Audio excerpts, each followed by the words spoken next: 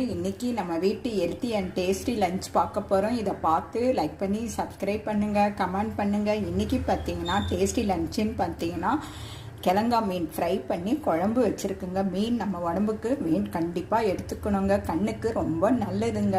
அங்கே பார்த்தீங்கன்னா healthy lunch கேழ்வரகுங்க. கேழ்வரகுன்னு எடுத்துக்கிட்டோன்னா சர்க்கரை நோயாளிக்கு ரொம்ப நல்லதுங்க, எடையை குறைக்கும். வெயில் காலத்தில் சூட்டு இருக்கிறவங்க இதை சாப்பிட்டா குளிர்ச்சி தருங்க, ரத்தத்தை அதிகரிக்குங்க. நார்ச்சத்து அதிகமாக இருக்கிறதுனால மலச்சிக்கலை பாதுகாக்கும், நோய் எதிர்ப்பு சக்தி இருதயத்தை பாதுகாக்குங்க.